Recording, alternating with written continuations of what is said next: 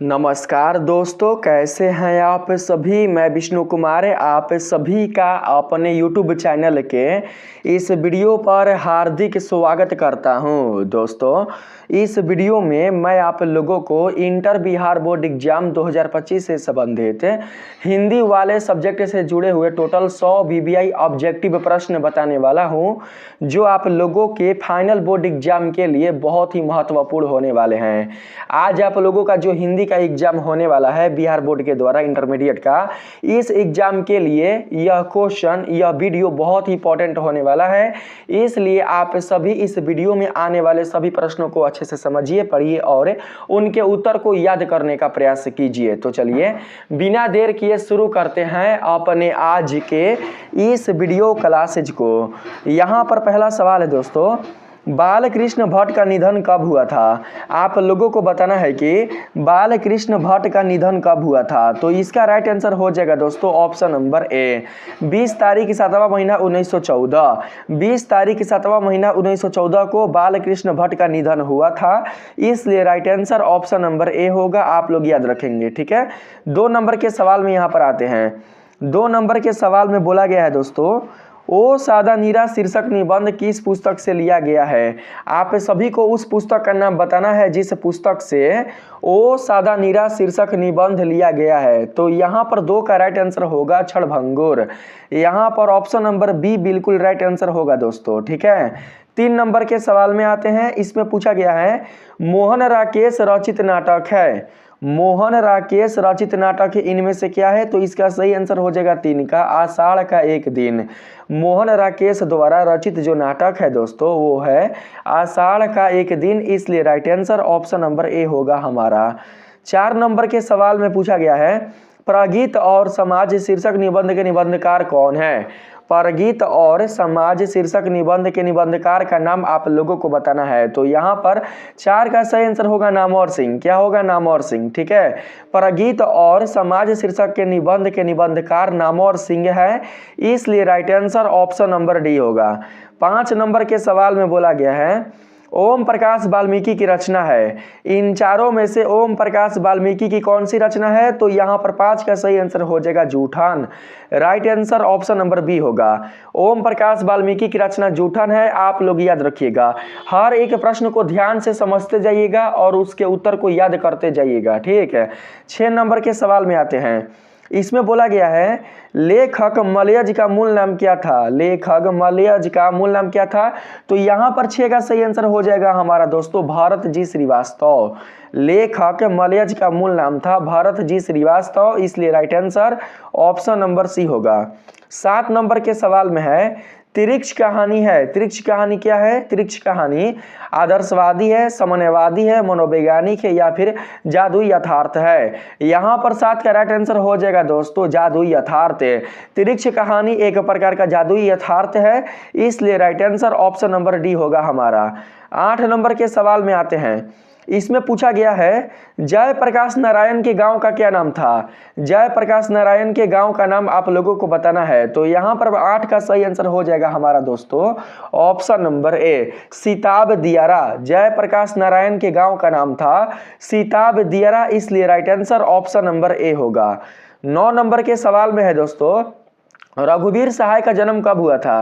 रघुवीर सहाय का जन्म हुआ था कब। तो 9 दिसंबर 1929 ईस्वी में। सही आंसर ऑप्शन नंबर ए होगा। 9 दिसंबर 1929 ईस्वी में ही रघुवीर सहाय का जन्म हुआ था, इसलिए याद रखेंगे आप लोग, ठीक है। Option number A right answer होगा। 10 नंबर सवाल में है, भक्तमाल क्या है। भक्तमाल माला है, भक्त चरित्रों की माला है, क्रांतिकारी है या फिर देशभक्त है। तो यहाँ पर 10 का राइट आंसर हो जाएगा दोस्तों भक्त चरित्रों की माला। भक्त चरित्रों की माला ही भक्तमाल है। तो सही आंसर यहाँ पर ऑप्शन नंबर बी होगा।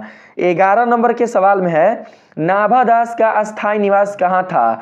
नाभादास का अस्थायी निवास कहाँ था। देहरादून में, मथुरा में, वृंदावन में या फिर शिमला में। यहाँ पर मथुरा होगा, मथुरा, ठीक ना, मथुरा। आप लोग बताएंगे 11 का सही आंसर। 11 का सही आंसर हो जाएगा वृंदावन। नाभादास का अस्थायी निवास वृंदावन था, इसलिए right answer option number C होगा। 11 नंबर के बाद 12 नंबर के सवाल में अगर आए तो इसमें बोला गया है, तुलसीदास का जन्म स्थान कहाँ था? तुलसीदास का जन्म स्थान था दोस्तों राजापुर बांदा में। सही आंसर ऑप्शन नंबर ए होगा। 13 नंबर के सवाल में पूछा गया है पार्वती मंगल किस कवि की रचना है? पार्वती मंगल किस कवि की रचना है दोस्तों? तो यहाँ पर 13 का राइट आंसर होगा तुलसीदास। तुलसीदास जी की ही रचना कौन है? तो पार्वती मंगल। सही आंसर ऑप्शन नंबर बी होगा हमारा। 14 नंबर के सवाल में है सूरदास किस शाखा के कवि थे? राम भक्ति शाखा के, कृष्ण भक्ति शाखा के, वैष्णव भक्ति शाखा के या फिर शिव भक्ति शाखा के? तो यहाँ पर 14 का राइट आंसर हो जाएगा ऑप्शन नंबर दोस्तों हो जाएगा बी, कृष्ण भक्ति शाखा के। ऑप्शन नंबर बी बिल्कुल राइट आंसर होगा। कृष्ण भक्ति शाखा के कौन थे? तो सूरदास जी थे कवि। तो सही आंसर ऑप्शन नंबर बी होगा। 15 नंबर के सवाल में है पद्मावत किसकी रचना है? पद्मावत किसकी रचना है? तो 15 का राइट आंसर यहाँ पर हो जाएगा दोस्तों मलिक मोहम्मद जायसी का। पद्मावत मलिक मोहम्मद जायसी की ही रचना है, इसलिए right answer option number A होगा। 16 नंबर के सवाल में पूछा गया है तुलसीदास का व्यक्तित्व कैसा था? तुलसीदास जी का व्यक्ति तत्व कैसा था जी? तो यहाँ पर 16 का राइट आंसर हो जाएगा दोस्तों ऑप्शन नंबर डी, मृदुभाषी, विनम्र, शांत, ये तीनों ही था। ठीक है, तुलसीदास जी का व्यक्तित्व मृदुभाषी, विनम्र और शांत ये तीनों ही था, इसलिए right answer option number D होगा। 17 नंबर के सवाल में है सूरदास की अभिरुचि किस काम में थी? पर्यटन में, सत्संग में, कृष्ण भक्ति एवं वैराग्य में या फिर इन सभी में? तो यहाँ पर 17 का राइट आंसर हो जाएगा दोस्तों इन सभी में। सूरदास की अभिरुचि पर्यटन में भी थी, सत्संग में भी थी, कृष्ण भक्ति एवं वैराग्य में भी थी और साथ ही साथ दोस्तों इस प्रकार से आप समझ सकते हैं कि इन तीनों के होने के साथ हमारा right answer option number D हो जाएगा। ठीक है, यहाँ पर ऑप्शन नंबर डी को राइट आंसर समझेंगे। 18 नंबर के सवाल में है जयशंकर प्रसाद के काव्य संकलन का नाम लिखें। जयशंकर प्रसाद के काव्य संकलन का नाम क्या है? तो 18 का सही आंसर हो जाएगा उपयुक्त सभी। झरना भी है, लहर भी है, आंसू भी है। जयशंकर प्रसाद के काव्य संकलन का नाम झरना, लहर और आंसू ये तीनों ही है, इसलिए सही आंसर ऑप्शन नंबर डी होगा। 19 नंबर के सवाल में बोला गया है जन जन का चेहरा एक शीर्षक कविता के रचयिता कौन है? शीर्षक का नाम है दोस्तों जन जन का चेहरा एक। आप लोगों को बताना है कि जन जन का चेहरा एक शीर्षक कविता के रचयिता कौन है, इसके रचनाकार कौन है? तो यहाँ पर 19 का सही आंसर हो जाएगा गजानन माधव मुक्तिबोध। गजानन माधव मुक्तिबोध ही 19 का बिल्कुल सही आंसर होगा। ठीक है, ऑप्शन नंबर ए को सिलेक्ट कर लेंगे। 20 नंबर सवाल है अधिनायक शीर्षक कविता के रचयिता कौन है? अधिनायक शीर्षक कविता को लिखने वाले कौन है? तो यहाँ पर 20 का राइट आंसर हो जाएगा दोस्तों ऑप्शन नंबर डी। यहाँ पर ऑप्शन नंबर डी नहीं होगा, रघुवीर सहाय होगा, option number C. Option number C 20 का बिल्कुल राइट आंसर होगा। 21 नंबर के सवाल में है जय कृष्णमूर्ति क्या करते थे? बोलिए, जय कृष्णमूर्ति क्या करते थे? लिखते थे, बोलते और लिखते थे या फिर गाते थे? तो 21 का यहाँ पर सही आंसर होगा बोलते और लिखते थे। जय कृष्णमूर्ति क्या करते थे? जय कृष्णमूर्ति दोस्तों बोलते और लिखते थे। आज होने वाले हिंदी परीक्षा के लिए सभी के सभी प्रश्न आप लोगों के लिए बहुत उपयोगी होने वाले हैं, इसलिए आप लोग किसी भी प्रश्न को मिस नहीं करेंगे। ठीक है, यहाँ पर सही आंसर ऑप्शन नंबर सी होगा। 22 नंबर के सवाल में है हंसते हुए मेरा अकेलापन किस विधा की रचना है? आप लोगों को उस विधा का नाम बताना है दोस्तों जिसकी रचना हंसते हुए मेरा अकेलापन है। तो यहाँ पर 22 का सही आंसर हो जाएगा दोस्तों डायरी साहित्य। डायरी साहित्य विधा की रचना कौन है? तो हंसते हुए मेरा अकेलापन है। तो सही आंसर ऑप्शन नंबर ए होगा। 23 नंबर के सवाल में पूछा गया है कुरडियो, यहाँ पर बोला गया है कुरडियो शब्द का अर्थ बताए। कुरडियो शब्द का अर्थ है, कुरडियो शब्द का अर्थ क्या होगा? कुरडियो शब्द का अर्थ होता है कूड़ा फेंकने की जगह। ठीक है, यहाँ पर ऑप्शन नंबर डी बिल्कुल राइट आंसर होगा, कूड़ा फेंकने की जगह। 24 नंबर सवाल है मोहन राकेश के बचपन का क्या नाम था? मोहन राकेश के बचपन का नाम था मदन मोहन गुगलानी। क्या नाम था? Madan Mohan Guglani. Right answer option number C होगा दोस्तों। ऑप्शन नंबर सी आप लोगों का बिल्कुल राइट आंसर होगा।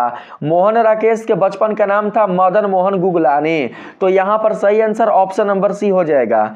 25 नंबर के सवाल में है धांगड़ शब्द का अर्थ ओराम भाषा में क्या है। आप लोगों को धांगड़ शब्द का अर्थ ओराम भाषा में बताना है, तो यहाँ पर 25 का सही आंसर हो जाएगा भाड़े का मजदूर। क्या होगा? भाड़े का मजदूर। धांगड़ शब्द का अर्थ ओराम भाषा में भाड़े का मजदूर होता है, इसलिए right answer option number A होगा दोस्तों। 26 नंबर के सवाल में है बातचीत से मन किस प्रकार का हो जाता है। बातचीत से जो मन होता है दोस्तों वो हो जाता है हल्का और स्वच्छ। सही आंसर ऑप्शन नंबर बी होगा हमारा।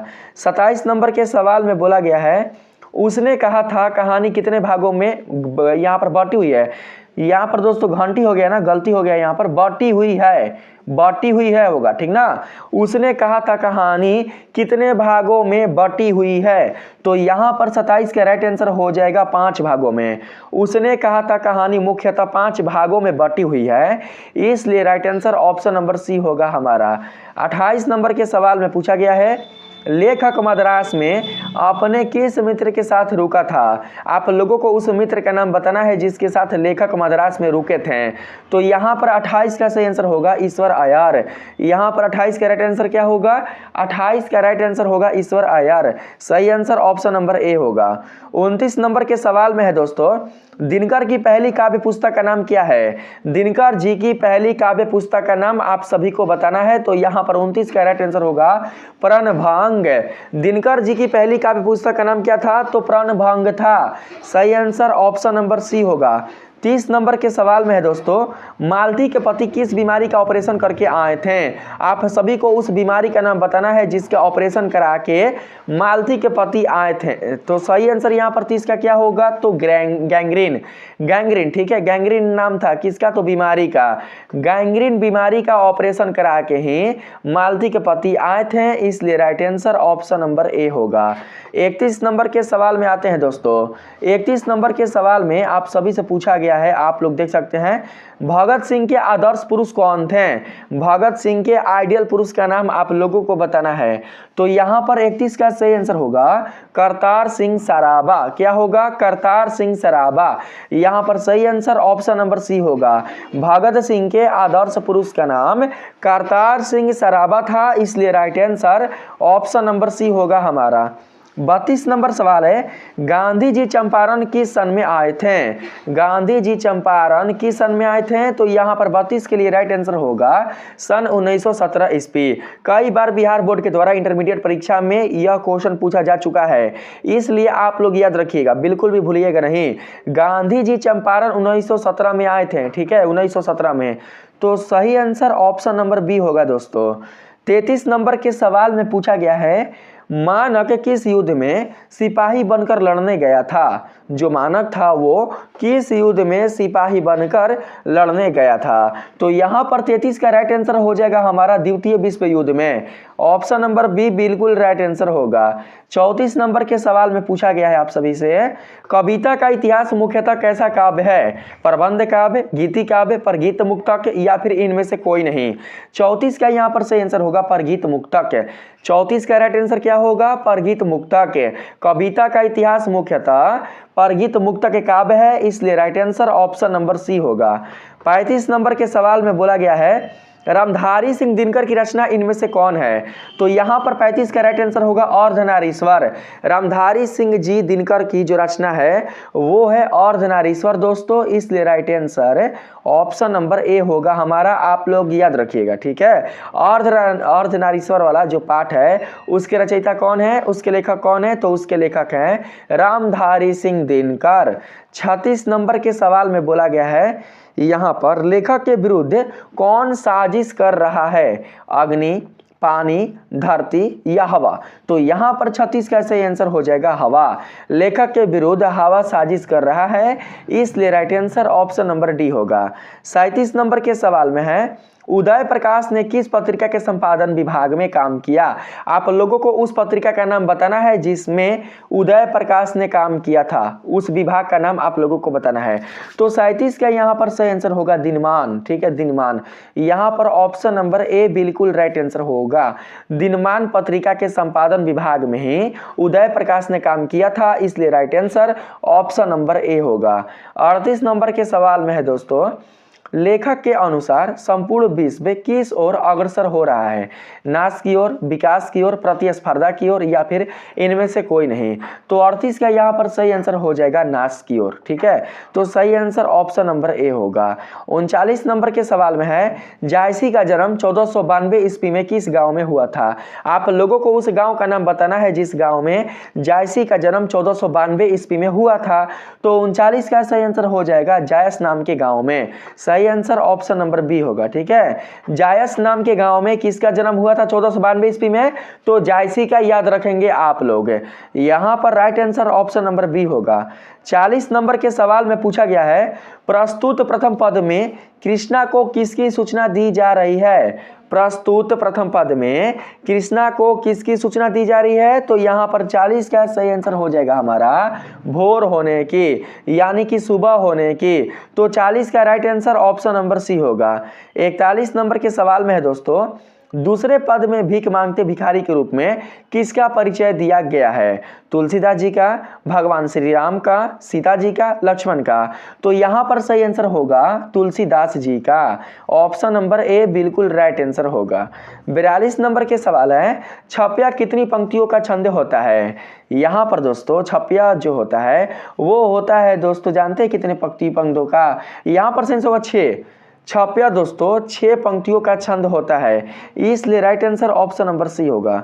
यहाँ पर छपया को, छपया में 6 है ना, 6 से आप लोग 6 समझिएगा। ठीक है, 6 से 6 समझिएगा। छपया 6 पंक्तियों का छंद होता है, इसलिए right answer option number C होगा। यहाँ पर 43 नंबर के सवाल में है, कवित रस के द्वितीय पद में किस रस की अभिव्यंजना हुई है? तो यहाँ पर 43 का राइट आंसर हो जाएगा हमारा विभत्स रस की। यहाँ पर क्या होगा? विभत्स रस की। सही आंसर ऑप्शन नंबर सी होगा। 44 नंबर के सवाल में पूछा गया है, तुमुल कोलाहल कलह में प्रसाद की किस रचना से ली गई है? तुमुल कोलाहल कलह में प्रसाद की किस रचना से ली गई है? तो यहाँ पर 44 का सही आंसर हमारा हो जाएगा कामयानी। कामयानी रचना से ली गई है। सही आंसर ऑप्शन नंबर ए होगा। 45 नंबर के सवाल में है दोस्तों, कवयित्री सुभद्रा कुमारी चौहान का जन्म कब और कहां हुआ था? तो यहाँ पर 45 का राइट आंसर हो जाएगा हमारे पास ऑप्शन नंबर बी। 16 अगस्त 1905 को इलाहाबाद के उत्तर प्रदेश में, उत्तर प्रदेश के इलाहाबाद में, ठीक ना, उत्तर प्रदेश के इलाहाबाद में। सही आंसर ऑप्शन नंबर बी होगा दोस्तों। 16 अगस्त 1905 ईस्वी में और उत्तर प्रदेश के इलाहाबाद में किनका जन्म हुआ था? कवयित्री सुभद्रा कुमार चौहान का। तो सही आंसर ऑप्शन नंबर बी होगा। यहाँ पर 46 नंबर का सवाल है, प्रातः काल का क्या वर्णन किया गया है? प्रातः काल का क्या वर्णन किया गया है? तो 46 का सही आंसर होगा नौले राख के समान। प्रातः काल का दोस्तों नौले राख के समान वर्णन किया गया है, इसलिए right answer option number B होगा। 47 नंबर सवाल में है, मुक्ति बोध ने महाविद्यालय में प्राध्यापक पद पर कब कार्य किया? यानी कि प्रधानाध्यापक पद पर कब कार्य किया? तो यहाँ पर 47 का राइट आंसर होगा सन 1958 ईस्वी में। मुक्ति बोध ने महाविद्यालय में प्रधानाध्यापक के पद पर सन 1958 ईस्वी में कार्य किया था, इसलिए right answer option number D होगा। यहाँ पर बोला गया 48 नंबर के क्वेश्चन में दोस्तों, रघुवीर सहाय ने किस विश्वविद्यालय से स्नातकोत्तर किया, यानी कि एमए किया? तो यहाँ पर 48 का सही आंसर हो जाएगा हमारा दोस्तों ऑप्शन नंबर डी, लखनऊ विश्वविद्यालय से। ठीक है, लखनऊ विश्वविद्यालय से ही रघुवीर सहाय ने स्नातकोत्तर किया था, इसलिए right answer option number D होगा, यानी कि एमए किया था। यहाँ पर 49 नंबर का सवाल है, निम्नलिखित में से कौन सा पुरस्कार विनोद कुमार शुक्ल को प्रदान किया गया है? तो यहाँ पर 49 का राइट आंसर हो जाएगा हमारा पहल समान। पहल समान पुरस्कार ही विनोद कुमार शुक्ल को प्रदान किया गया है, इसलिए right answer option number B होगा। 50 नंबर का सवाल है दोस्तों, सविता में किसका प्रश्न उठाया गया है? सविता में किसका प्रश्न उठाया गया है? तो 50 का यहाँ पर सही आंसर हो जाएगा हमारा ऑप्शन नंबर सी, हार और जीत का। सविता में हार और जीत का ही प्रश्न उठाया गया है, इसलिए right answer option number C होगा। 51 नंबर का सवाल है, निम्नलिखित में कौन सी रचना ज्ञानेंद्र पति की नहीं है? आप लोगों को उस रचना का नाम बताना है जिसकी रचना बिल्कुल भी ज्ञानेंद्र पति की नहीं है। तो 51 का यहाँ पर सही आंसर हो जाएगा ऑप्शन नंबर बी, एक पतंग अनंत की। ठीक है, एक पतंग अनंत में जो रचना है वो बिल्कुल भी ज्ञानेंद्र पति की नहीं है, इसलिए right answer option number B होगा। 52 नंबर के सवाल में पूछा गया है, उद्भव का संधि विच्छेद क्या है? उद्भव का संधि विच्छेद क्या होता है? तो उद्भव का संधि विच्छेद हो जाएगा दोस्तों यहाँ पर हम लोगों का सही आंसर उत्धन भाव, उत्धन भाव सही आंसर ऑप्शन नंबर ए होगा। 53 नंबर के सवाल में है, अत्यंत का विशेषण रूप क्या होगा? अत्यंत का विशेषण रूप होता है अत्यंतिक। क्या होता है? अत्यंतिक। सही आंसर ऑप्शन नंबर ए होगा। 54 नंबर के सवाल में है, परिक्रम में कौन सा उपसर्ग है? परिक्रम में परि उपसर्ग है। 54 का right answer option number D होगा। 55 नंबर के सवाल में दोस्तों, खिलौना में कौन सा प्रत्यय है? आप लोगों को खिलौना में प्रत्यय बताना है। तो यहाँ पर हमारा राइट आंसर क्या होगा खिलौना में प्रत्यय के लिए? तो दोस्तों यहाँ पर सही आंसर होगा औना। औना क्या होगा? औना। सही आंसर ऑप्शन नंबर ए होगा। 56 नंबर के सवाल में आते हैं, इसमें बोला गया है घनश्याम कौन सा समास है? घनश्याम कौन सा समास है? तो सही आंसर होगा कर्मधारय। घनश्याम दोस्तों कर्मधारय समास है। Right answer option number A होगा। 57 नंबर के सवाल में है दोस्तों, आकाश का परिवाची शब्द क्या है? आकाश का परिवाची शब्द क्या होता है? तो 57 का राइट आंसर यहाँ पर हो जाएगा अंबर। आकाश का परिवाची शब्द अंबर होता है, इसलिए right answer option number C होगा। 58 नंबर के सवाल में है, नर का विपरीतार्थक शब्द क्या होगा? तो नर का होगा नारी। सही आंसर ऑप्शन नंबर डी होगा दोस्तों। ठीक है, नारी होगा, नारी। यहाँ पर अगला प्रश्न है, जिस नारी की बोली कठोर हो उसे क्या कहा जाता है? जिस नारी की बोली कोमल नहीं बल्कि कठोर हो उसे क्या कहा जाता है? तो सही आंसर यहाँ पर हो जाएगा दोस्तों कर्कशा। यहाँ पर सही आंसर ऑप्शन नंबर सी होगा। जिस नारी की बोली कठोर होता है उसे कर्कशा कहा जाता है, इसलिए right answer option number C होगा। 60 नंबर के सवाल में पूछा गया है, घी के दिए जलाना मुहावरे का सही अर्थ क्या होगा? घी के दिए जलाना मुहावरे का सही अर्थ होगा आनंद मनाना, खुशियां मनाना। सही आंसर ऑप्शन नंबर सी होगा। 61 नंबर के सवाल में है, ऋग्वेद का संधि विच्छेद होगा।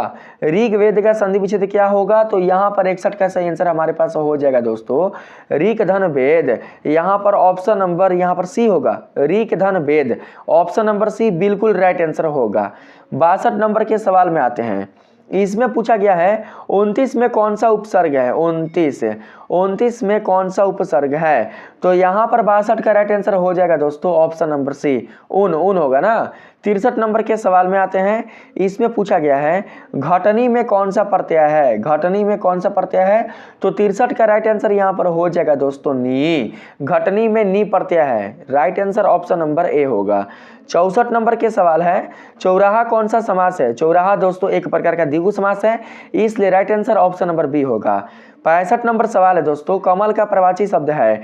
कमल का प्रवाची शब्द क्या होता है? कमल का जो प्रवाची शब्द है दोस्तों वो हो जाएगा अम्बुज। सही आंसर ऑप्शन नंबर डी होगा। 66 नंबर के सवाल में है, शयन का संधि विच्छेद क्या होगा? शयन का संधि विच्छेद बताना है आप लोगों को। तो यहाँ पर 66 का सही आंसर होगा से धन अन।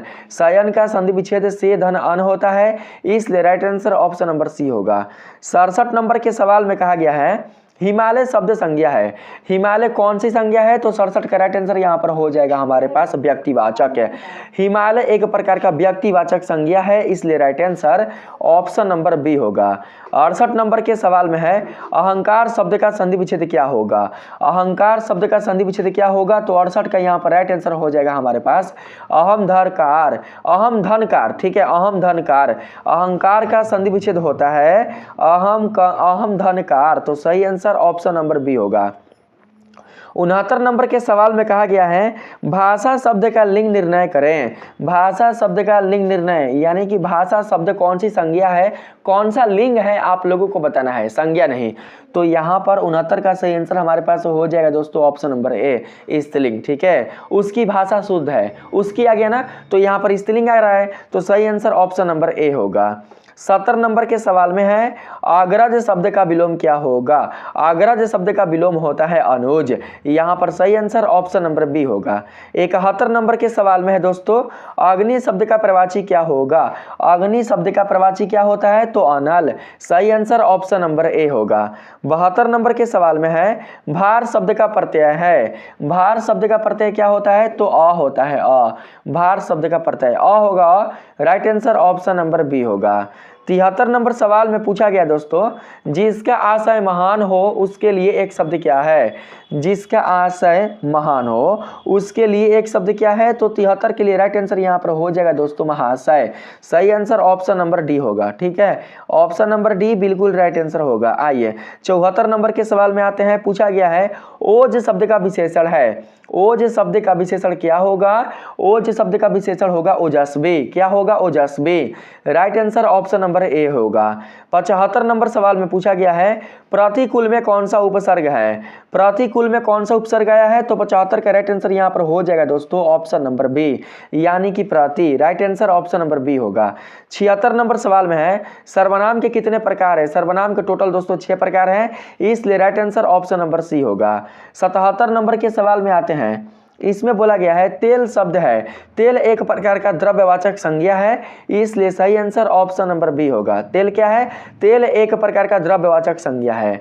78 नंबर के सवाल में दोस्तों पाप मुक्ता समास क्या है। पाप मुक्ता समास क्या है, तो 78 का यहाँ पर सही आंसर होगा तत्पुरुष है, पाप से मुक्त, पाप से मुक्त। इसमें दोस्तों देख सकते हैं कारा का चिन्ह आ रहा है, पाप मुक्त यानी कि पाप से मुक्त, तो यहाँ पर आ जाएगा समास तत्पुरुष है, सही आंसर ऑप्शन नंबर बी होगा। यहाँ पर 79 नंबर सवाल है पृथ्वी शब्द का प्रवाची है। पृथ्वी शब्द का प्रवाची क्या होता है जी, तो यहाँ पर 79 का राइट आंसर हो जाएगा दोस्तों भू, भू, ऑप्शन नंबर डी बिल्कुल राइट आंसर होगा। 80 नंबर के क्वेश्चन में है अनुदार कौन सा समास है। अनुदार कौन सा समास है, तो 80 के राइट आंसर होगा तत्पुरुष है, यहाँ पर सही आंसर ऑप्शन नंबर सी होगा। 81 नंबर के सवाल में है संगठन शब्द का संधि विच्छेद क्या होगा। संगठन शब्द का संधि विच्छेद होता है दोस्तों यहाँ पर समधन गठन, right answer option number A होगा। देखिए आप लोगों के क्वेश्चन पेपर में जानते हैं सम के साथ में यानी कि म के साथ में हलंत आएगा, म के साथ क्या आएगा, म के साथ हलंत आएगा। ठीक है, हालांकि इसमें हलंत नहीं है, लेकिन आप लोग दोस्तों हलंत ही याद रखिएगा। संगठन का जब संधि विच्छेद करेंगे तो संधि विच्छेद के फलस्वरूप सम होगा किस रूप में, तो इस रूप में ना, यानी कि म के साथ क्या आएगा, तो हलंत आएगा, तो right answer option number A होगा हमारा। 82 नंबर सवाल है निदान शब्द में उपसर्ग है। निदान शब्द में उपसर्ग कौन है, तो दोस्तों नी, right answer option number D होगा। 83 नंबर के सवाल में पूछा गया है लड़ाई शब्द में प्रत्यय है, तो आई यहाँ पर 83 का राइट आंसर हो जाएगा दोस्तों ऑप्शन नंबर सी। यहाँ पर 84 नंबर सवाल में पूछा गया है बेफायदा शब्द कौन सा समास है। बेफायदा शब्द कौन सा समास है, 84 का सही आंसर होगा अव्ययी भाव समास, right answer option number C होगा, क्योंकि बे यहाँ पर अव्यय है। 85 नंबर के क्वेश्चन में है दोस्तों प्रार्थना शब्द का लिंग निर्णय करें। प्रार्थना कौन सा दोस्तों यहाँ पर लिंग होगा, प्रार्थना, मैंने ईश्वर से प्रार्थना की, तो यहाँ पर दोस्तों प्रार्थना कौन सा शब्द हो जा रहा है, यहाँ पर प्रार्थना दोस्तों हो जा रहा है स्त्रीलिंग, मैंने ईश्वर से प्रार्थना की, तो सही आंसर होगा स्त्रीलिंग, ऑप्शन नंबर ए होगा। ठीक है, राइट आंसर। 86 नंबर के सवाल में है घर शब्द कौन सी संज्ञा है। घर शब्द दोस्तों हो जाएगा एक प्रकार का जातिवाचक संज्ञा, 86 का right answer option number A होगा। ठीक है, 87 नंबर के सवाल में है दोस्तों यहाँ पर लघुता शब्द में प्रत्यय है। लघुता शब्द में प्रत्यय है ता, 87 का right answer option number B होगा। 88 नंबर के सवाल में है पिता शब्द का विशेषण क्या होगा। पिता शब्द का विशेषण क्या होगा, तो सही आंसर होगा पैतृक, right answer option number C होगा। पिता शब्द का विशेषण होगा पैतृक, सही आंसर होगा ऑप्शन नंबर सी। 89 नंबर के क्वेश्चन में पूछा गया है संख्यावाचक विशेषण है। संख्यावाचक विशेषण कौन है, तो यहाँ पर दोस्तों हो जाएगा 89 के लिए राइट आंसर हमारा इनमें से कोई नहीं, कोई, कुछ, थोड़ा, ये तीनों के तीनों हो जाएंगे लगाएंगे परिमाणवाचक विशेषण, ना कि संख्यावाचक विशेषण। तो यहाँ पर right answer option number D होगा। 90 नंबर के सवाल में है जिसके शिखर पर चंद्र हो उसके लिए एक शब्द है, चंद्रशेखर। यहाँ पर 90 का राइट आंसर होगा ऑप्शन नंबर सी। दोस्तों आप लोगों के पास बिल्कुल भी समय नहीं है, क्योंकि आप लोगों को अपने एग्जाम सेंटर में 8:30 बजे तक प्रवेश ले लेना है, इसलिए मैं जल्दी जल्दी बता रहा हूं ताकि आप लोग जल्दी जल्दी प्रश्न को समझ लें और उसके उत्तर को याद कर लें। ठीक है, यहां पर आते हैं 91 नंबर के क्वेश्चन में। इसमें बोला गया है लघु शब्द का विशेषण क्या होगा। लघुता लघु शब्द का विशेषण होगा ना, तो यहाँ पर लाघव होगा क्या, तो 91 का राइट आंसर हो जाएगा दोस्तों ऑप्शन नंबर सी ना। यहाँ पर option number C right answer होगा। 92 नंबर सवाल है जिसके हृदय में ममता नहीं है के लिए एक शब्द है, तो यहाँ पर 92 का राइट आंसर हो जाएगा दोस्तों निर्मम। जिसके हृदय में कोई ममता नहीं होती उसे कहा जाता है निर्मम। Right answer option number A होगा। 93 नंबर के सवाल में पूछा गया है लंबोदर शब्द कौन सा समास है, तो यहाँ पर बहुब्रीहि हो जाएगा। 93 का सही आंसर हो जाएगा हमारा ऑप्शन नंबर दोस्तों बी। लंबोदर कौन सा समास होगा, तो बहुब्रीहि, क्योंकि लंबोदर का यहाँ पर अर्थ किसके लिए लिया जाएगा, तो गणेश भगवान के लिए लिया जाएगा। तो सही आंसर ऑप्शन नंबर बी होगा। 94 नंबर सवाल में है सोमवार शब्द कौन सी संज्ञा है, तो व्यक्तिवाचक संज्ञा।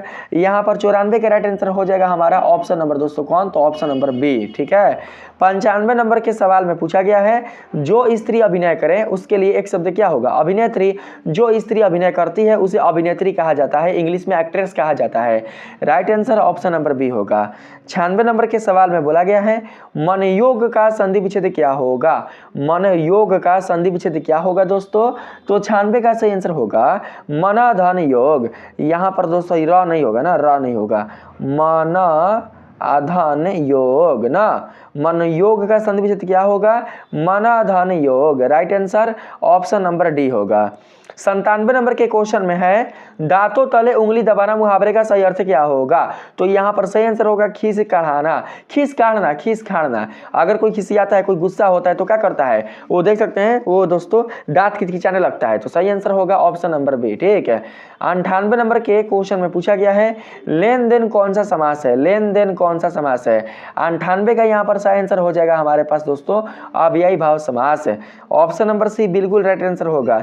99 नंबर के सवाल में पूछा गया है छठी का दूध याद आना मुहावरे का सही अर्थ क्या होगा, तो यहाँ पर सही आंसर हो जाएगा बुरा हाल होना।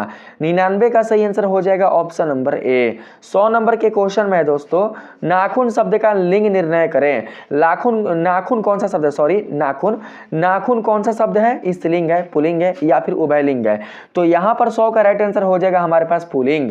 नाखून एक प्रकार का पुल्लिंग शब्द है, इसलिए right answer option number B होगा। तो दोस्तों इस वीडियो में मैंने आप लोगों का जो हिंदी वाला सब्जेक्ट है उससे संबंधित 100 VBI ऑब्जेक्टिव प्रश्नों का सलूशन करा दिया है। ये सभी के सभी प्रश्न बहुत ही महत्वपूर्ण है, इसलिए आप लोग बिना किसी प्रश्न को इग्नोर किए, बिना किसी प्रश्न को हल्के में लिए आप लोग सभी प्रश्नों को अच्छे से पढ़कर समझकर उसके उत्तर को जरूर से याद कर लीजिएगा। ठीक है, मिलते हैं दोस्तों हम लोग अगले वीडियो में। आप लोगों के एग्जाम के लिए, हिंदी वाले एग्जाम के लिए खूब सारी हार्दिक शुभकामनाएं मेरे तरफ से। चलिए आज के लिए इतना ही, तब तक के लिए धन्यवाद।